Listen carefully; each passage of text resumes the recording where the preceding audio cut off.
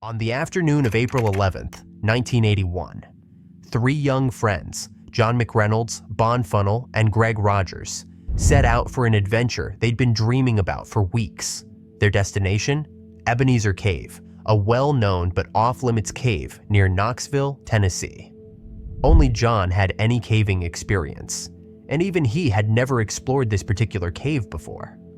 Armed with just 2 flashlights, they ventured into the dark, winding corridors beneath the earth. The cave was a maze of rocks, narrow passages, and steep drops. At one point, they crossed a tricky traverse, a slippery, narrow path over a deep pit that they knew they'd have to navigate again on their way back. Their excitement was high, but their lack of proper gear and training was a hidden danger. They carefully climbed down a muddy slope, knowing a deep pool of water waited at the bottom. Once there, they had to jump onto a solid ledge to continue their journey. After nearly 30 minutes of exploring, the group decided to head back. They retraced their steps, moving cautiously through the dark, jagged passages. Soon, they reached the same traverse they'd crossed earlier, a narrow, slippery path over a deep pit. The real challenge was about to begin. The traverse was treacherous, slick with wet mud and offering only a few weak handholds on the moss-covered rock wall. This time, they had to climb up, fighting gravity, which made it even harder than the descent. John went first, gripping his flashlight as he carefully balanced himself. But after about 20 feet, his foot slipped. In a flash, he lost his balance, sliding and grabbing at anything to stop his fall. His flashlight flew from his hand, spinning wildly and casting crazy beams of light across the walls as he tumbled, hitting sharp rocks. His screams echoed through the cave as his friends watched in horror, unable to help. After a terrifying fall, John landed in a pool of water about 20 feet below, sending a cold spray everywhere. For a moment, the cave was silent as Funnell and Rogers tried to process the horror of what they'd just witnessed. They rushed to the edge of the pit, shouting John's name. At first, they could see him in the murky water, struggling to stay afloat. His head popped above the surface, his eyes wide with fear. His injured arm made it almost impossible to swim. His friends reached out, hoping he could grab their hands, but every move he made seemed to pull him deeper into the water. Funnell and Rogers stretched out their hands, hoping John could grab onto them, but every move he made seemed to pull him deeper into the water. Each desperate stroke only drained his energy further. Within moments, John started to sink, vanishing beneath the dark surface as ripples spread across the water. Panic surged through Funnell and Rogers. They couldn't save him alone. They began shouting for help, their voices echoing through the cave. Miraculously, their cries reached another group of cavers led by John Walker, who had been exploring a stream chamber nearby. Realizing the emergency, Walker and his team rushed over, their headlamps cutting through the darkness as they reached the edge of the pit. Without a second thought, Walker jumped into the water, his arms sweeping through the icy pool as he searched for John. Visibility was almost zero, but he trusted his instincts. Finally, Walker surfaced, gasping for air, with John's limp body in his arms. Cave rescues are incredibly challenging because of the tight spaces, cold water, and limited light, making every second critical. As they carefully pulled John to the side, the team knew the real work was just beginning. John was alive, but the race to save him was far from over. Acting quickly, they cleared his airway and tried to revive him with rescue breaths, hoping to get oxygen into his lungs. When he still didn't respond, they started CPR, pressing rhythmically on his chest to restart his circulation. Finally, John coughed and water sputtered out of his mouth as he started breathing on his own. His eyes opened briefly, but his words were slurred and confused, a clear sign of the head injury he'd suffered in the fall. They realized he had a concussion. Though he was breathing, he quickly slipped back into unconsciousness. His condition was serious, and he needed medical help fast. Meanwhile, Funnell and Rogers, still shaken and wide-eyed, watched as Richard Hotchkiss, another member of Walker's group, called for emergency help.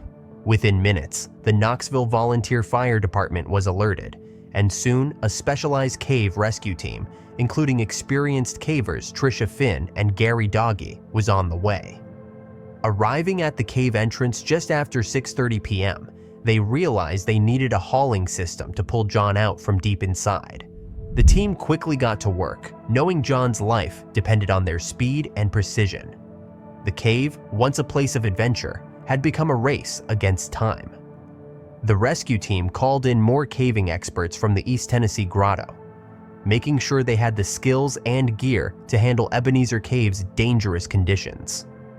Carefully, they attached a harness to John's body, trying not to make his injuries worse. After hours of hard work, John was finally brought to the surface just before midnight. By then, he was cold and unresponsive, suffering from a head injury later diagnosed as a subdural hematoma, along with cuts and bruises from the fall. EMTs and rescue volunteers wrapped him in blankets, giving him oxygen as they prepared to move him out of the cave and into a waiting ambulance. John was rushed to the hospital in critical condition and spent days in the ICU fighting to recover. Subdural hematomas, like John's, are serious brain injuries caused by bleeding inside the skull, often requiring immediate surgery. Miraculously, John made a full recovery, but the experience left a lasting mark on everyone involved. The cave, once a place of adventure, had become a reminder of how quickly things can go wrong, and how important preparation, teamwork, and quick thinking are in the face of danger. On the morning of September 3rd, 1997, 3 cavers stood at the entrance of Owl Cave in Virginia, their hearts pounding with a mix of excitement and nervous energy. Their plan was to navigate the winding 3,000-foot cave system and exit through the back door, a small, tight opening on the opposite side of the ridge. 2 of the cavers had been through this cave before, but for their friend, it was a brand new adventure. They had promised him it would be straightforward, challenging but doable. None of them could have guessed it would turn into a nightmare they'd never forget. The adventure started off smoothly, with every twist and turn adding to their excitement. The group moved steadily through the cave, and for a while, it seemed like the day would be nothing but thrilling. After a few hours, they got close to the back exit. As they approached, one of the experienced cavers casually remarked, "The exit seems smaller than I remembered." The opening was indeed narrow, much tighter than the 2 veterans had recalled. They carefully squeezed through, twisting and shuffling, and managed to get out without much trouble. They waited by the exit, expecting their friend to follow right behind. But as the 3rd caver tried to make his way through, it became clear something was wrong. He pushed forward, wedging himself into the narrow exit, but soon realized he couldn't move. His head and shoulders were outside the cave, but his torso was stuck in the passage. Getting stuck in caves is so common that cavers have a term for it, being corked. And it's one of the biggest dangers of cave exploration. Panicking, he called for help, and his friends rushed to assist. At first, they tried pulling him from the outside, but it only caused him intense pain. The cave, once a place of adventure, had become a trap, and the race to free him was just beginning. The cave passage was so twisted that he couldn't get any leverage. Phil Lucas, the cave's owner, happened to be camping nearby with other cavers for the Labor Day weekend. Hearing the cries for help, he and a group rushed to the scene. At first, they thought a few extra hands would be enough to pull him free. But after several failed attempts, they realized the problem was much worse than they'd thought. The trapped caver was now completely stuck, unable to move forward or backward. For him, it was a living nightmare. Half of his body was wedged so tightly inside the cave that it felt like the cave had swallowed him halfway and was trying to pull him in completely.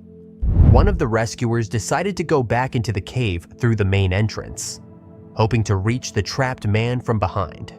The idea was to guide him back into the cave so they could find another way out.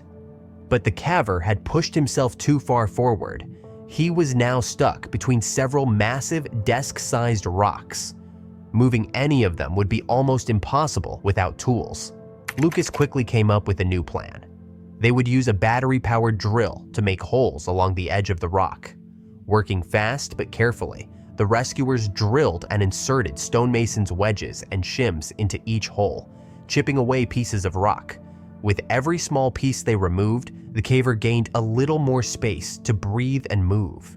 It was a slow, exhausting process that took hours, as the rescuers carefully chipped away at the rock to avoid causing any harm. Onlookers watched nervously. With each crack in the rock, hope grew, but some people grew impatient, wondering why they weren't just pulling him out instead of back into the cave. They didn't realize how complicated the situation was, or why it was so important to create space around the trapped man to eventually free him. Finally, after hours of careful work, they widened the passage just enough for the caver to slide back into the cave. Now, with more space and fewer rocks blocking his way, they decided to try the exit again. With a few well-aimed hits from a sledgehammer, the remaining rock was cleared, and the caver finally crawled out, free at last. The whole ordeal had lasted 4 hours.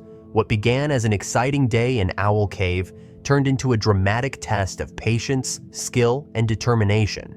Exhausted and sore, the freed caver was greeted with cheers and relief from the crowd. Owl Cave is part of a larger cave system in South Dakota, known for its unique formations and challenging passages, making it a favorite and sometimes risky spot for cavers.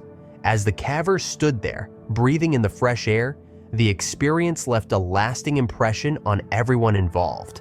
It was a reminder that even the most thrilling adventures can take unexpected turns, and that preparation, quick thinking, and teamwork are essential when facing the unknown.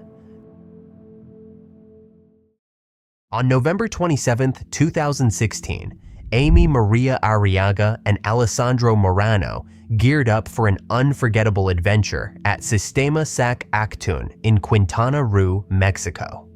The two had been diving together for years, sharing a deep love for the thrill and beauty of cave diving. Amy, especially, was mesmerized by the underwater world. She often paused to take stunning photos of herself floating in the crystal-clear waters, her silhouette glowing against the dark, otherworldly backdrop of the caves. These vibrant snapshots were a regular feature on her social media, where she shared her passion for diving with friends and followers. Their destination, Sistema Sac Actun, was a legendary underwater cave system stretching for miles beneath the Yucatan Peninsula. Known for its breathtaking beauty and intricate routes, the two carefully planned their dive, mapping out their path to the Quan Na Loop, with Gran Cenote as both their starting and ending point. When they arrived at Gran Cenote, they double-checked their gear and slipped into the shimmering turquoise water. Amy led the way, with Morano close behind, his camera rolling to document their journey. The two moved like a well-oiled team, marking key points in the cave to ensure they could find their way back and following the main line that would guide them through their planned route. As they swam deeper, the natural light faded, leaving only the soft glow of their flashlights to cut through the darkness. As they ventured deeper, they had no idea that this adventure would soon take a dramatic turn. When they reached no-name Cenote, a spot where sunlight streamed through the water, Morano signaled for a pause. The light filtering down was breathtaking, and he wanted to capture it on camera. Amy watched in awe, soaking in the beauty, then drifted off to explore nearby, while Morano focused on filming. For Amy, moments like these were magical. The mix of light and shadow, the quiet of a place few people ever see. Cenotes were not only sacred to the Mayans, but also served as vital freshwater sources. When Morano finished filming, he looked up and realized Amy was gone. At first, he thought she had wandered further or exited through one of the nearby cenotes.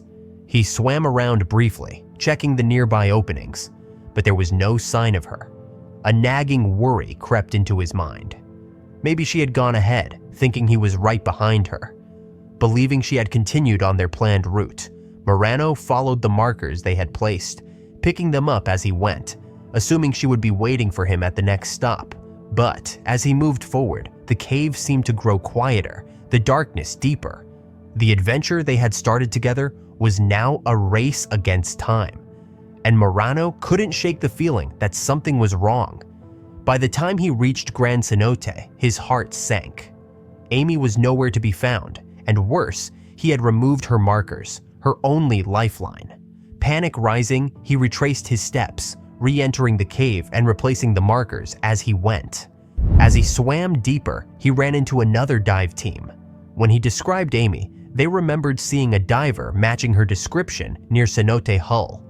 They said she had seemed fine, which gave Marano a flicker of hope, but he couldn't shake his growing dread. That's when it hit him. He had made a terrible mistake by removing the markers. In cave diving, markers are like lifelines, and removing them can be as dangerous as cutting a safety rope. Marano realized Amy might have tried to retrace her steps, only to end up in a deeper part of the cave. When she crossed paths with the other team's line, she could have gotten confused and followed it instead of their original route. The cave, once a place of wonder, had become a maze of danger and regret. Marano's heart ached as he thought of Amy, lost and alone in the darkness. The race to find her was far from over, and every second counted. With no new leads and his air running low, Marano had to surface to switch to a fresh tank. Once he had a full supply, he dove back in, following the markers he had replaced. His movements were quick but careful. As he neared the Quan Na Loop, his flashlight lit up a still figure. It was Amy, floating motionless in the silent cave. Heartbroken, Marano took in the scene, checking her gear to piece together what had gone wrong. Both her air tanks were empty, a clear sign she had gotten lost and spent her last moments searching for a way out. Cave divers often use a rule of thirds for air. 1/3 for the dive-in, 1/3 for the return, and 1/3 as a safety reserve. Her dive line had been removed when Marano picked up their markers, leaving her without the lifeline she needed to escape. Marano gently guided her body toward the nearest cenote opening, where a team of divers tried to revive her. Sadly, it was too late. The cave, once a place of wonder, had become a reminder of how quickly things can go wrong. For Marano, the loss of Amy was a painful lesson in the importance of preparation, teamwork, and respect for the dangers of the underwater world. Cave diving is a world of beauty and danger, where even the smallest mistake can have devastating consequences.